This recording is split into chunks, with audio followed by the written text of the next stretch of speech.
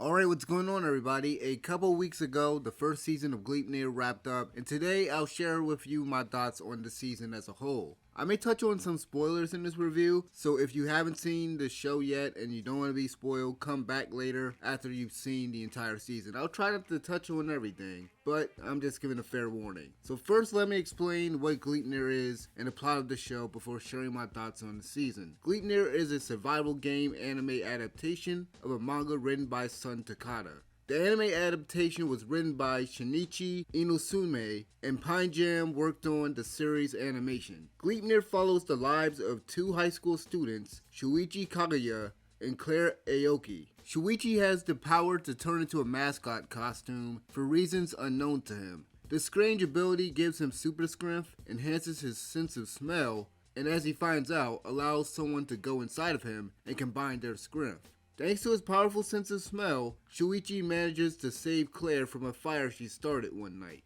After discovering Shuichi's ability, they begin searching for Claire's sister, Elena, who is responsible for killing their parents, and they try to find answers regarding Shuichi's strange transformation. They soon find themselves wrapped up in a dangerous game involving mysterious coins that can be used to grant someone's wishes.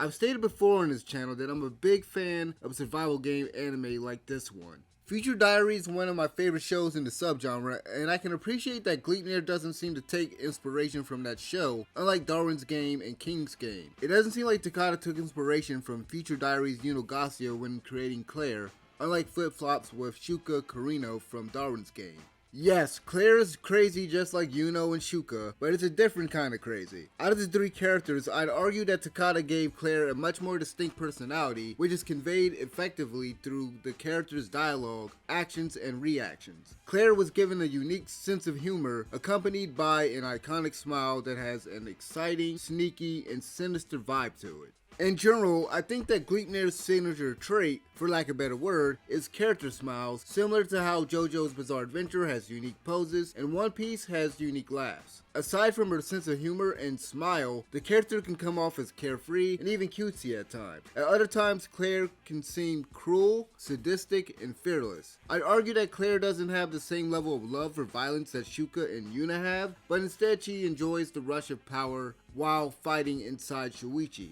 It's a slight difference, but I appreciate it nonetheless. I also really liked how blunt the character could be sometimes, and how perceptive she is. Claire's one of my favorite characters in the series so far, and I'd argue one of the best in the show. While Claire seems like a more original character, Shuichi was a really standard male protagonist for this kind of show. He undergoes the same character arc you've probably seen in other shows in the subgenre. Shuichi is pure-hearted and tries to stick to his morals at first. As with most male protagonists in the genre, he's reluctant to participate in the game and doesn't want to kill anyone. Later on, just like other series before it, there is a turning point where the character's morals and stance on killing is compromised. That's to be expected with this type of series. After Haikawa's death in the second episode, I was hoping that Takada would explore the idea that Claire killed her using Shuichi's body and the psychological effect it could have on him. Outside of the regret he feels for not stopping Claire, Shuichi just accepts responsibility for Haikawa's murder. In fact, Shuichi takes responsibility for everything Claire does without reservation. In case of Haikawa's death, I think it would have been better if we saw Shuichi gradually accept responsibility for her murder and kind of wrestle with the guilt over their actions. I get the whole "we two are one" concept that Claire constantly says throughout the season. Don't worry, I get it. But Shuichi seemed way too willing to just accept a lot of the stuff she does. He rarely sort of fights back. He does a little bit. He does kind of say some stuff sometimes, but yeah, he kind of rarely fights back. In my opinion, Takada could have handled his character growth a lot better. While the character itself is very basic and uninteresting, the mysteries involving Shuichi's transformation and later his blocked memories were intriguing. Other characters introduced such as Tadanori Sanbei, Elena, Naoto, and Sabaru were fine, but everyone else except Haikawa and Madoka I either hated or could care less about.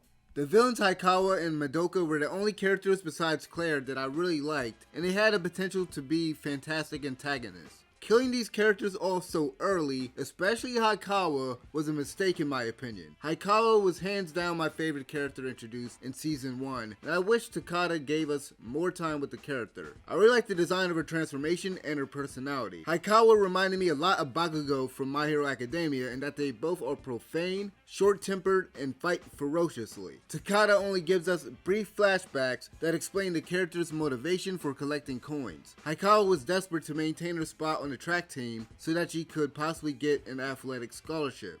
Haikawa's wish granted her the speed she needed to stay on the team, but it also caused her to transform. She went searching for coins in hopes that she could use another wish to prevent the transformation from occurring. She became so desperate to get her hands on the coin that she was willing to kill Claire and Shuichi once they saw her face. I think this character should have stuck around for at least a couple more episodes before being killed off. Takada could have expanded on the character's backstory, motivation, and personal struggle a bit more. As much as I like Haikawa, I can't say that she was the best antagonist of the season. That honor would have to go to Madoka without question. Madoka was the antithesis of the typical cliche villain that doesn't care about their subordinates and sees them as expendable. It was refreshing to see a villain not immediately kill one of their own if they were weak or failed at the task assigned to them. Madoka refused to abandon his people until the very end and was willing to suffer with them too. I love the scene where he takes his tooth out after seeing that Yoda dislocated his friend's jaw. That scene alone says a lot about this character because any other cliche villain would have probably killed that guy. I like that Madoka was loyal to his friend, and it was great to see a villain that really valued camaraderie rather than strength. That isn't to say that Madoka didn't want power, but he also wanted the coins to help make his friend's wishes come true as well. His motivation and actions are all influenced by the fact that he and the other members of the group are outcasts. It makes sense that a man that was an outcast would form a group with other outcasts and make sure to always value them since society rejected them. Madoka and his comrades celebrate self-indulgent behavior and have a blatant disregard for the morality of their actions. This makes perfect sense as I imagine that these individuals would find it hard to follow the rules established by modern society and live up to certain highly held values. Madoka and the members of the group have a mutual level of respect that you don't usually see between a leader and their subordinates. Overall, I think that Takada wrote a unique, interesting villain. That being said, I really hate that we didn't get to see him do much in terms of fighting. We only got a glimpse of his strength when he knocked out Yoda and Isora. Outside of that, and his brief encounter with a girl beforehand, we don't really see Madoka do much. It's a real shame we got more time with an annoying character like Akuichi than Madoka and Haikawa. Akuichi was very annoying and added nothing of value to the show. He didn't do much outside of introducing Claire and Shuichi to the gay hockey mask chick and scout briefly when the group was looking for coins. Other than that, he did nothing but cry over Yoshioka and get angry over the actions of Shuichi and Claire. I couldn't help but laugh at his reaction when Yoshioka takes off her clothes and goes inside Shuichi. This man was salty. The funniest thing about Akuichi is just the fact that he does a lot of crying and whining over this girl, but I don't think he's ever talked to her or she even knows this dude existed. I swear we never hear Yoshioka utter this man's name, and we never see them have a conversation with each other. You would think that they were close the way that he was reacting whenever she was around Shuichi.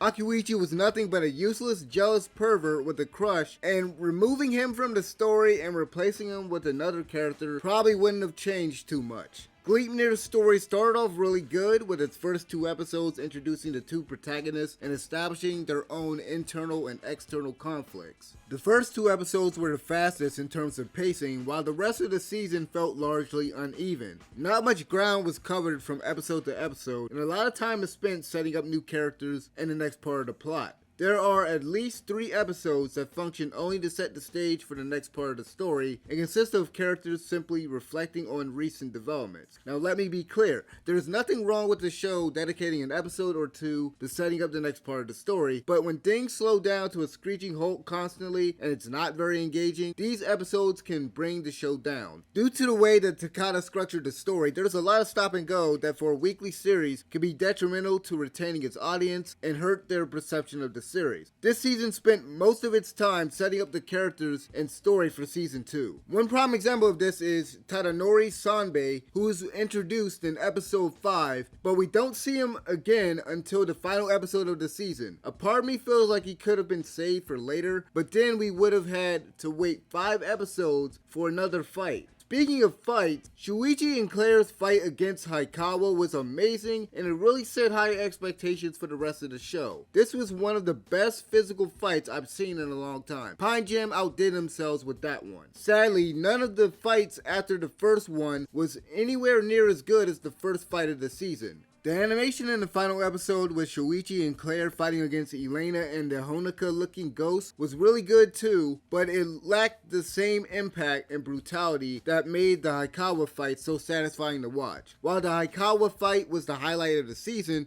the voice acting and the soundtrack certainly deserve recognition as well.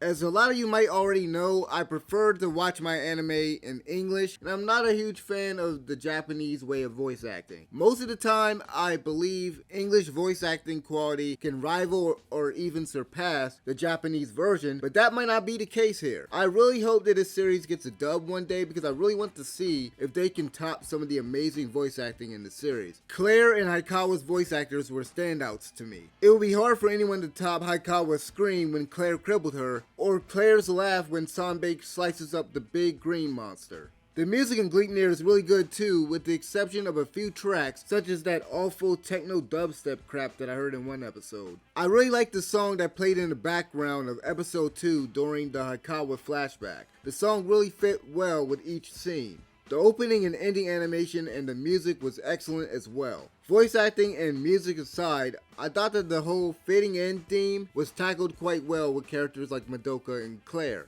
Claire found strength and comfort in Shuichi literally and figuratively. Those that couldn't conform to societal norms and were shunned and belittled by others found companionship within Madoka's group.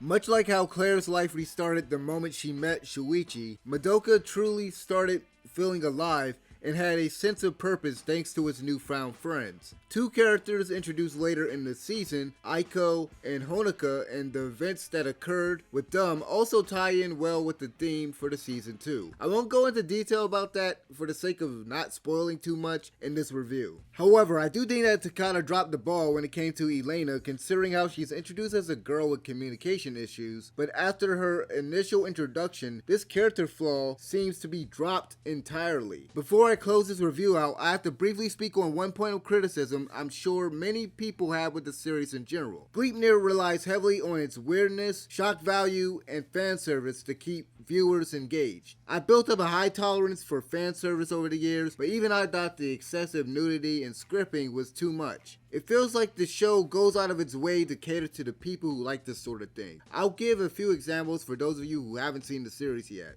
Two instances that didn't make sense at all involve Claire and Elena. In the first episode, when Shuichi goes to rescue Claire from the fire, Claire's shirt is already open so that her bra is exposed. This made no sense. Why did she start a fire and then open her shirt? In a later episode, there's a scene where Elena steps out of the shower only wearing underwear and a towel around her neck while Subaru was playing a game. Other examples include a panty shot when Haikawa was searching for a coin, the camera fixed on Claire's breast as Madoka stares at her, Claire changing her clothes in front of Shuichi, and of course the entire scene with Claire and the gay hockey mask chick in episode 6. I could go on, but my point is that this show has an abundance of fan service in it, which could turn a lot of people away from the series. Gleipnir is just as bad as Fairy Tail in that the fan service is thrown in during serious moments. In addition to the abundance of fan service, the dialogue is full of sexual innuendo that ties into Shuichi's transformation. While I like the concept of Claire and Shuichi becoming one entity and combining to make up for what the other person lacks, the sex metaphor is blatantly obvious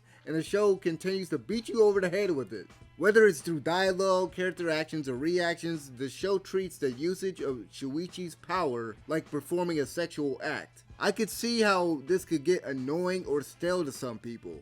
All things considered, Gleipnir's first season was above average. We got a couple of interesting villains, and one truly amazing brutal fight in the second episode. While the story itself was intriguing, the pacing feels uneven and the show lacks focus, constantly choosing to lean more on fan service and shock value rather than spending time developing other characters. The series definitely has potential, and now that a lot of the groundwork has been set, I'm sure season 2 will be a lot better in terms of pacing. Let me know what you guys think about the show's first season in the comment section below, and thank you guys for watching. I'll see you guys next time. Peace.